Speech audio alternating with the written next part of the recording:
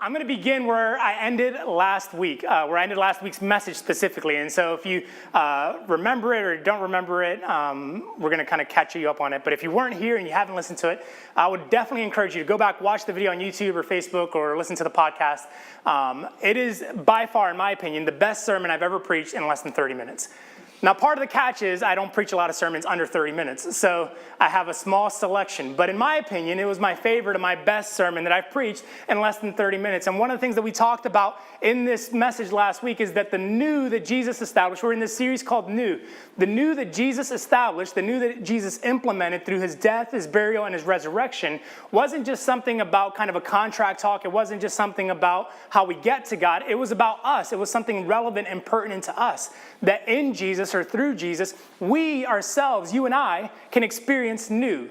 That you and I can step into something new. That in fact, our old lives, as Paul would write about, our old lives are completely done and put away with, and our new lives can be lived in. We just have to step forward into it. We just have to take the time or take the realization that we don't have to be trapped by the old way of life. And we talked about this transformation that can take place in our lives. Specifically, we looked at the people or some of the people who were close to Jesus and how their lives were different after the resurrection, how they experienced transformation. You know, we talked about Thomas, who was doubtful and skeptical and not really sure about certain things. But then after the resurrection, he became faithful. He became steadfast. He became the type of person that experienced something so significant that the reason we know about him is because of the change. It's because of what happened after Jesus. We talked about Mark, who was a gospel writer, but Mark wasn't good enough or cool enough or selected to be a part of Jesus' inner 12.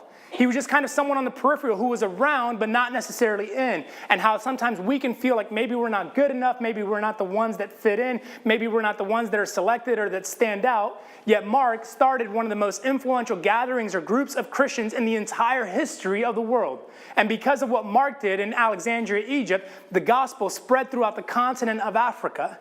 That someone who maybe felt left out or someone who maybe felt kind of disregarded was able to make a step and become a transformed person who became influential and important.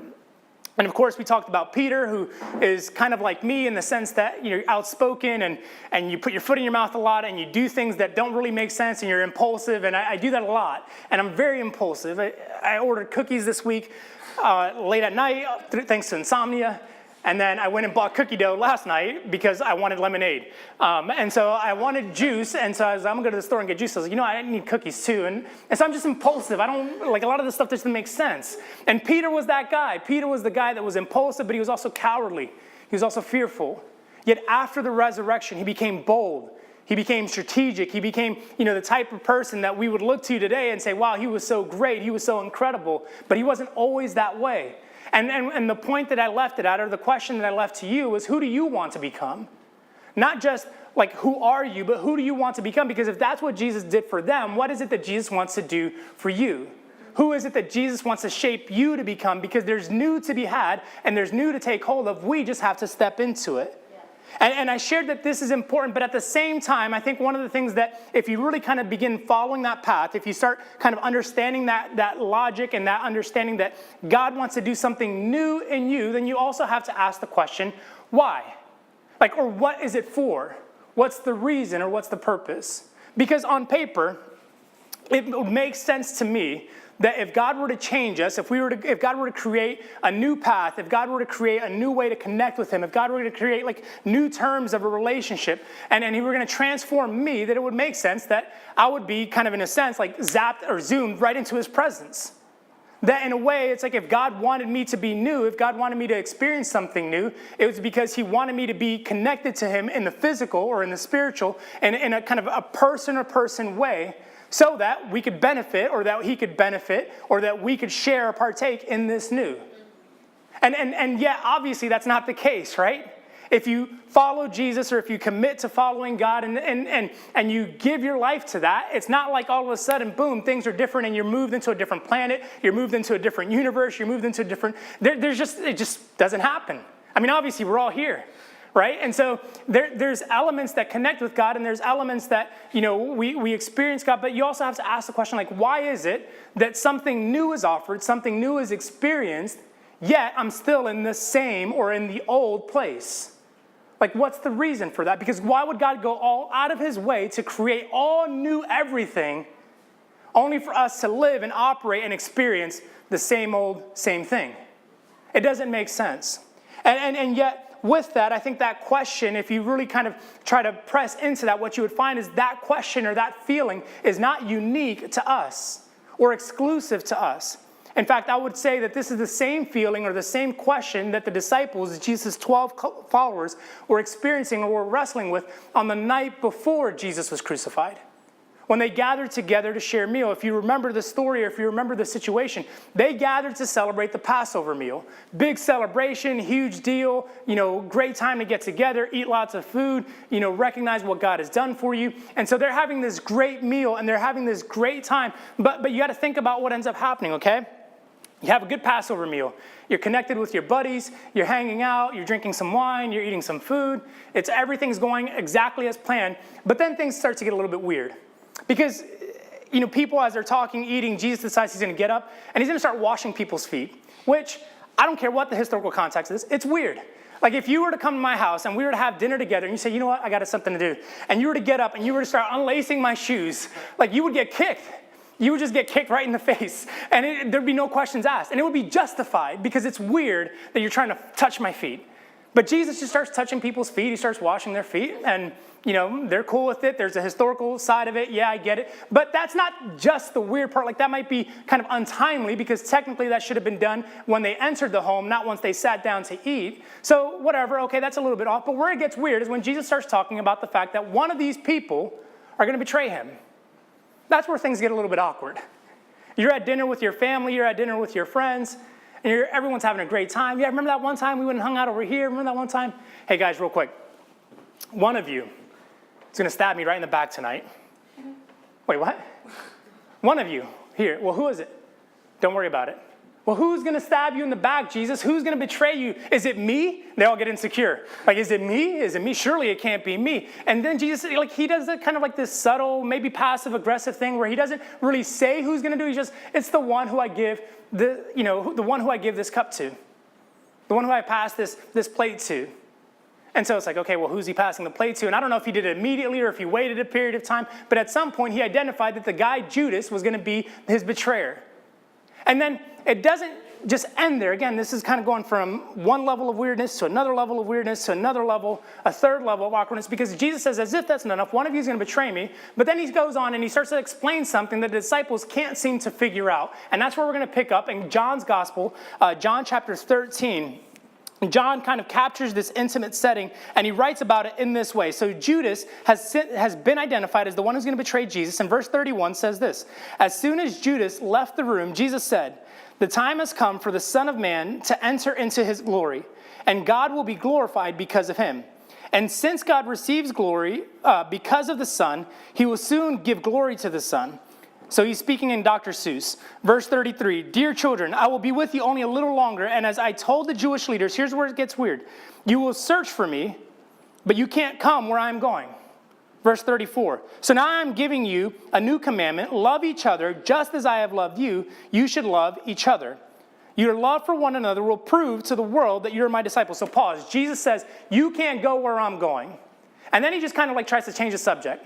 Hey, as I've loved you, love other people. Your love for one another will prove to the world that you're my disciples. But the disciples aren't having it. They come back to it. Simon Peter, the one who kind of speaks out, he says this, Lord, where are you going? And Jesus replied, you can't go with me now, but you will follow me later. Verse 37, but why can't I come now, Lord? He asked, I'm ready to die for you. So here's the awkwardness. Here's someone that you've given your life to. You got to put this in context. Remember, because these guys had given everything to follow Jesus. They left businesses. They left family members. They left friends. They left geographic regions and homes to stay with this guy. Not just for a week, not for a 3-day men's camp. This was like a lifetime commitment. For 3 years, they'd been journeying and traveling with this guy. And they've gone everywhere with Jesus. Wherever Jesus went, they went. Whatever Jesus was about to do, they were a part of partaking in, of observing, of witnessing, of experiencing. And so when Jesus at this dinner, a family dinner, a celebratory time, is saying to them, hey, I'm about to leave, but you can't go where I'm going, it's kind of awkward. What do you mean I can't go where you're going? Why not? Who said I can't go where you're going? What do you mean you're leaving us? Why are you leaving us? We've given up everything to follow you. Where are we going to go? We don't have anywhere to go back to. You left us. Wait. We left everything for you, but now you're going to leave us? Well, how foolish does that make you feel? How weird will that be? How uncomfortable? How discouraging it must have felt in that situation to hear this person, not that you followed, but that you love, say to you, I'm leaving and you can't come with me. I'm going somewhere, but you won't be able to go with me. How disheartening to think, well, where am I going to go? I've turned everything over to you. It's all yours. And maybe, just a side note, maybe this is how you felt in your life. Maybe you felt like you've given God everything. You've entrusted God with your life. You've said, God, it's all yours. I'll give you whatever you want. I'll follow you wherever you take me. God, I'll do whatever you need me to do. And then only to discover or only to feel like later on in your life that God is no longer with you. That God has somehow left you. That God has forgotten about you. Or that God has forsaken you. Or that he's moved on from you. He said, okay, God, I'm going to give my life to you. It's going to be the best thing ever. This is the best decision I can make. I'm going to follow you. I'm going to surrender to you. I'm going to trust you. And yet you did all those things and nothing has worked out the way you planned or the way you hoped or the way you dreamed or the way you expected when you thought God was going to be your ride or die. When you thought, I'll go wherever he goes and things are going to be great. Yet I don't have the family that I envisioned. I don't have the dream scenario or the job that I expected or the career path that I wanted. When I look at my bank account, there's a lot of zeros, and it's not because there's a lot of commas in front of those zeros. There's just a lot of emptiness, and there's nothing there that substantiates everything I've sacrificed or that justifies everything I've given up and entrusted to God. Maybe you have kids, or maybe you feel like that family member that you've prayed or kind of turned over to God, and you thought by now that they would be different. You thought by now their life would be different. You thought they would be surrendered, or you thought they would be kind of stepping forward. You did everything right. You planned it out. You scripted it. You said, this is the agenda. This is the way it's going to work. And when I take these steps, this person is going to be committed to Jesus, and their life is going to be better for it, because that's what happens when you give your life to Jesus. You've done all those things, and nothing is the way it's supposed to be. Not only is it not the way it's supposed to be, but God feels like he's left you. God feels like he's forgotten about you. God feels like he's moved on from you, that he's abandoned you. And listen, I don't know if that's how you feel. I don't know if that's how you felt. But I can tell you this thing. God may have felt or might have left you for a moment, but it wasn't because there wasn't reason, or it wasn't because there wasn't purpose, or it might feel like God has forsaken you, but it's not because he's hiding, and it's not because he's forgotten or because he stopped loving you. God might have felt like he departed or he kind of moved on to something, but it's not because he's not working on a destiny. Instead, God had to step away from you in order for you to step into what he has for you. In fact, it's more like this. It's more like when you learn how to ride a bike for the first time and your parent is holding the back of that seat and they're moving you forward, and at some point they just have to let you go. It's not that they left you, it's that you step forward on your own. And God is doing the same thing so that you can learn how to ride the bicycle of life apart from someone holding on to you and he's saying, hey, I'm still here. I'm still supporting you. I'm still championing you. And I'm with you. It just feels like you've left, or it feels like I've left, because you've been able to move out on your own. That's good. I know it's good. I know it's good. Seriously, I know it's good, because when I was writing this down on my computer, sitting in this little coworker, I was like, this is so good. And the Holy Spirit said this is so you, Ricky. Yeah, you think this is for everyone else. You think this is for all the people who are going to sit and listen. You think this is for the people who are going to watch. This is for you, because I felt that way. Can I be honest with you? I felt like God has forgotten about me. I felt like the number of times that I've given God my bank account, the number of times I've given God my life, the number of times I've given God my family, the number of times I've given God my dreams and my careers, and surrendered all these things over and said, God, I'm just going to trade it all in. I'm going to give it all into you. I'm not trying to cash it in. I'm trading it in because I'm expecting that what you have for me is more significant or better than what I envision or what I'm willing to hold on to. And so I'll give it to you, God, only to feel like on this side of things, I'm not getting anything in return. Only to feel like the prayers that we've been praying for as a family for years are not being answered or heard. Only to feel like once again when God says, okay, it's time to give it all up. And it's like, all right, God, we did this before. You provided, you answered, but now it's time to do it all over again. One more time. Why? For what? What's the reason or what's the purpose? And in that moment, in that kind of space where God was speaking to me and the Holy Spirit was just kind of ministering to me this week, one of the things he was saying is, Ricky, there's purpose in this. There's reason for it. You can't see it now. This is the numerator, not the denominator. There's a bigger plan underneath what you see on the top of this. Just trust me in this, because I've got something for you. Yeah.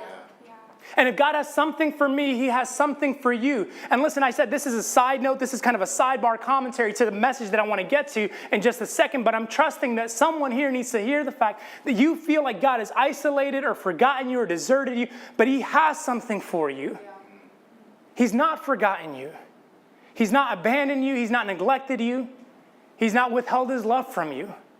He's working something that you can't see just yet, and there's a reason and there's a purpose for it. Just like there was, or just like there is in my life, and just like there was some 2,000 years ago when Jesus informed his disciples, I'm going to be leaving and you can't go with me. And here's what Jesus had. Here's kind of the plan or the vision. In fact, go back to verses 34 and 35 when Jesus tried to change the subject and the disciples were like, not so fast. Jesus had something for them. I'm now giving you a new commandment. Love each other just as I have loved you. You should love each other. Your love for one another will prove, notice this, to the world that you are my disciples.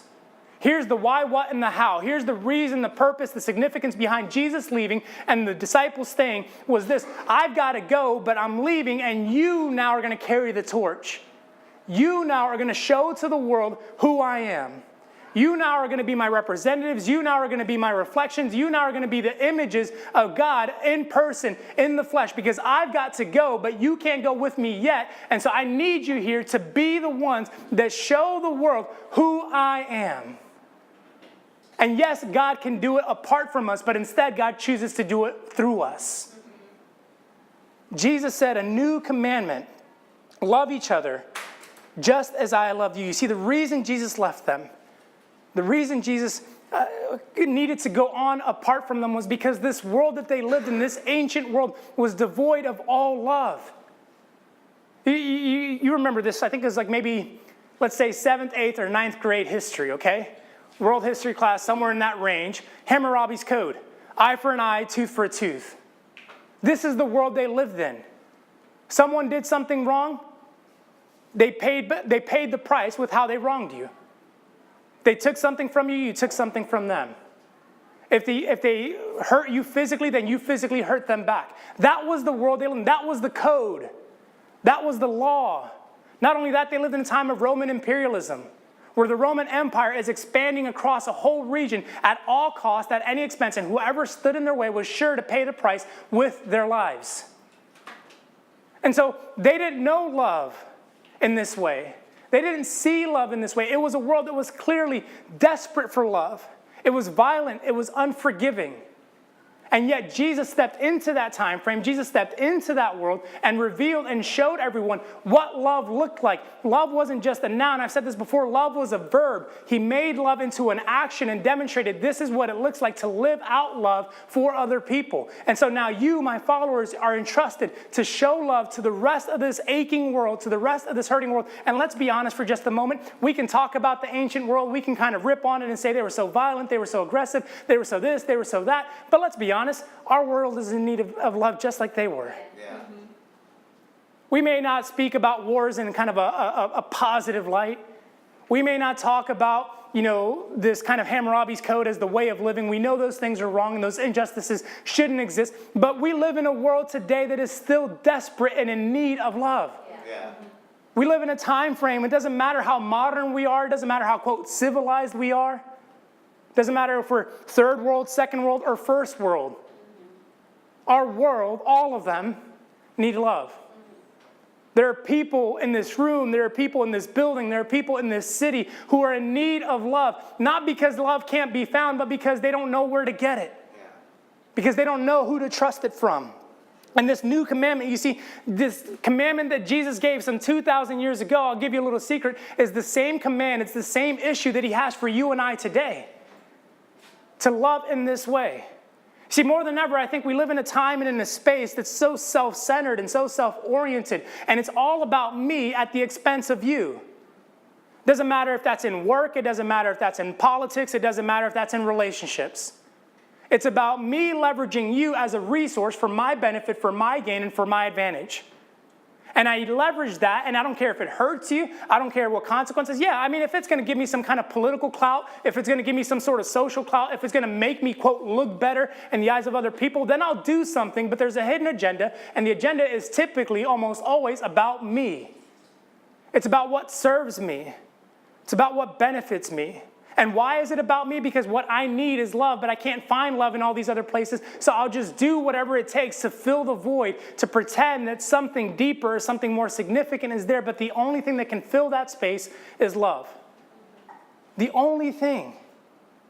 And yet, more than ever, as we kind of accelerate into this world of me-centric, we act or pretend as if we're more civilized or more advanced than our, ancient counterparts. Yet we still don't know how to love. We still don't know how to show love. Many times we don't even know how to receive love. We don't know what to do with that. And here's the thing. Because it's not like it's everyone out there that's bad. And then these people in here, like we're all the good ones. Because you and I, we've been the type to not show love. We've been the type to withhold love from other people because they, quote, don't deserve it. Or because they, quote, don't need it. Or I don't know that they need it, so I'll withhold it anyway and assume they don't need it. And we've been the type to do that. We've been the type to get snappy with people. We've been the type to get angry with people. We've been the type to go off on someone. We've been the type to push someone through the subway. We've been the type to force our way and speak our own mind at the expense of someone else or their experiences or their perspectives or their stories. We've been that type, and the fact is, I would guess from me, all of you, that nobody here likes it when they do that. Nobody here likes that person.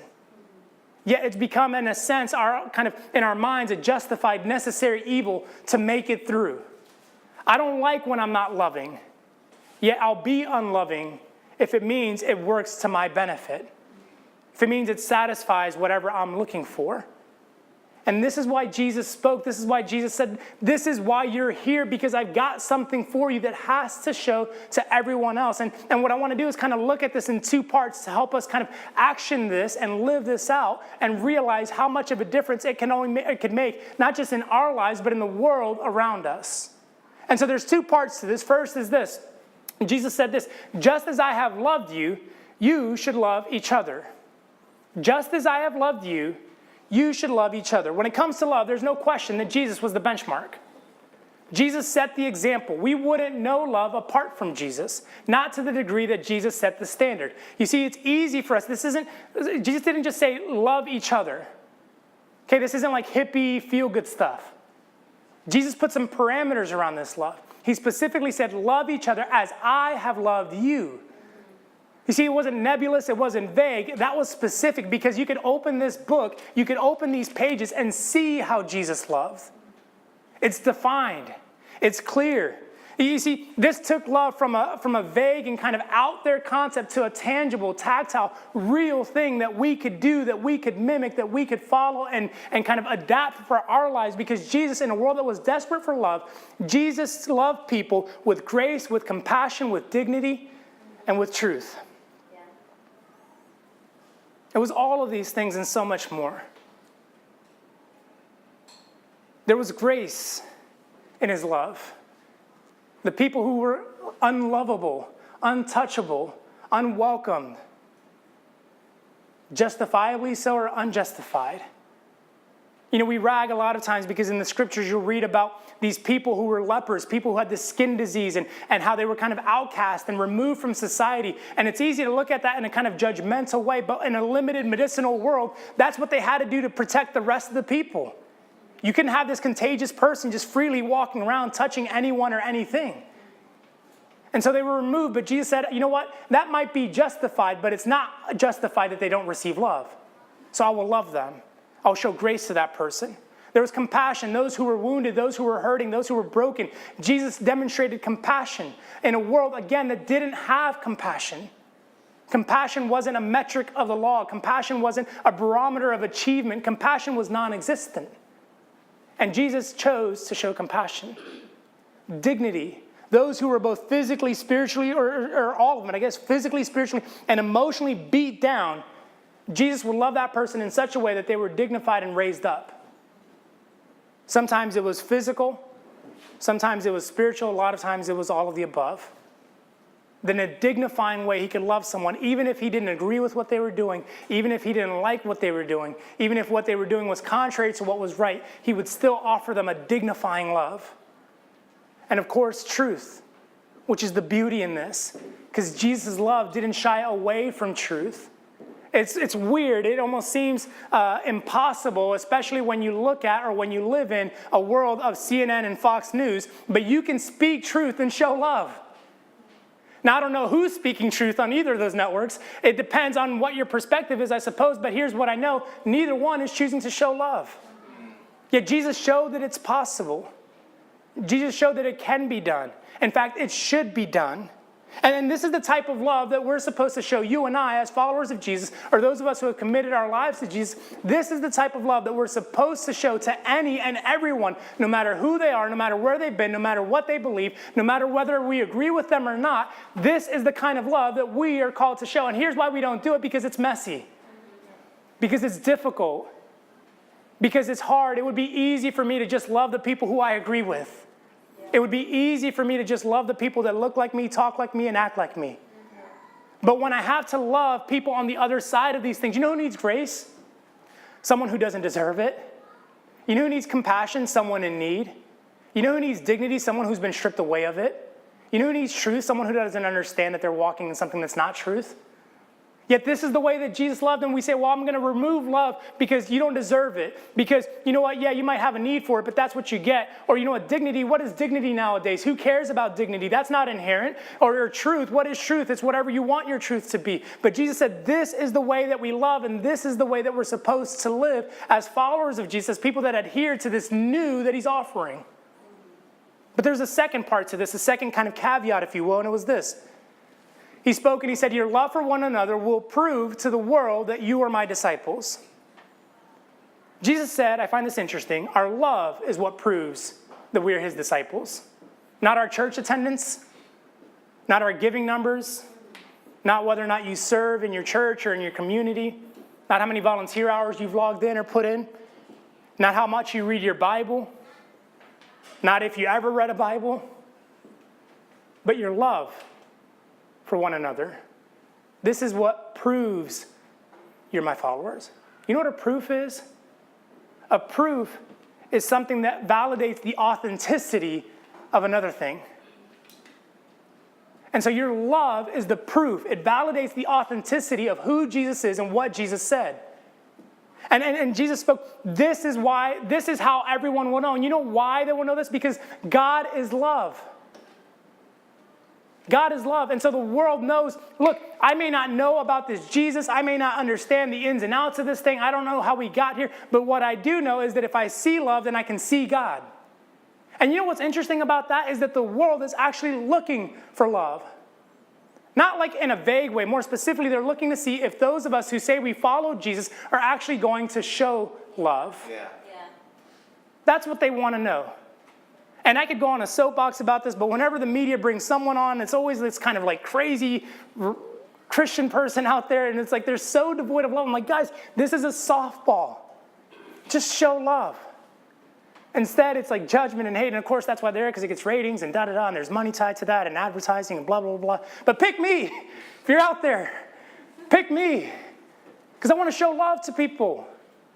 I want them to see that Jesus loves all people and that Jesus loved me unconditionally, that I didn't have to be perfect because I'm far from it, but he came with that. Now, I've got a caveat here. I've got kind of a caution that I'll offer because, look, for as much as we know that God is love, what we get confused with in this world is that love is not God.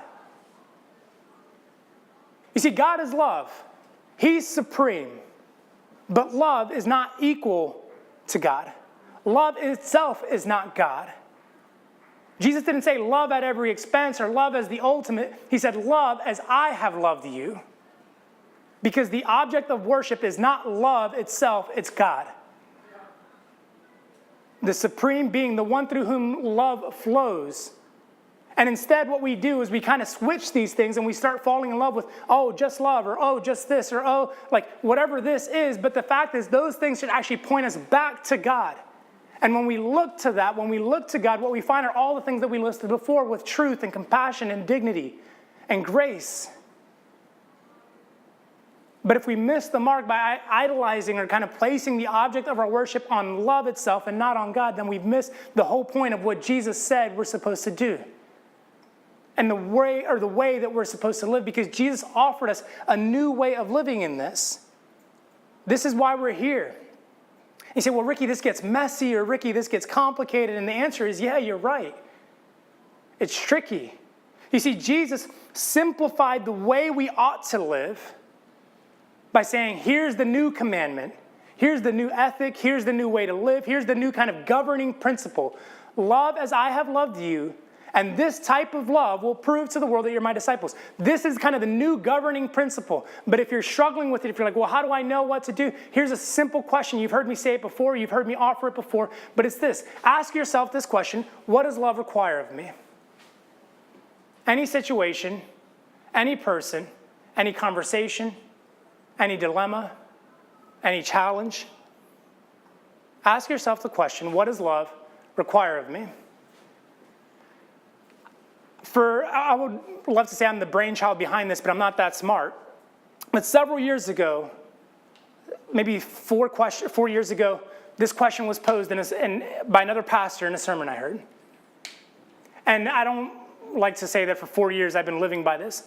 But in the instances that I've tried, in the instances that I've sought to live by this principle as kind of the governing ethic for how my life as a follower of Jesus would be on display to the world around me, you know what I found?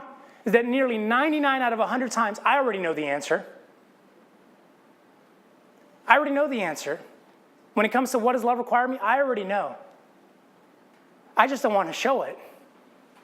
I just don't want to offer it because of my pride or my ego or my selfishness or my hurts or my fears or my worries or my anxieties or the feelings of like, well, what if this backfires? Or what is so-and-so over here going to say about me? What judgments are they going to make over how I engage in this situation or how I respond to this person? But when I come back to, I'm doing my best to live in the new that Jesus has for me, and he's offered me a new way to live, and that new way to live asks this question, and when I surrender to that, it frees up my world because I can love freely. I can love in an empowering way, not just to the person receiving my love, but to me. Because what I realize is this is exactly what God has done for me. When God asked the question, what does love require of me? He said, it cost me my son. When God asked the question, what does love require of me? He said, it requires that I send my son. And that if my son goes, he's not just going to live, but he's got to die for them. And so I will send my son because that's what love requires in this moment. And so the question for you and I is, what does love require of me? But the follow-up to that is simply this. When you know, will you do it? When you know, will you do it? You see, Jesus left his disciples here 2,000 years ago because he needed something from them. What he needed from them was to show the world who he was. And as we'll talk about next week, this love, this governing principle, for the first 2, 3, 4, 5 centuries even, transformed the entire world we live in. You want to know how Christianity started in this small little region of a small little country that's no bigger than the state of New Jersey, and then has spread to the entire world? It was through love. And next week, we'll take a deeper look at that.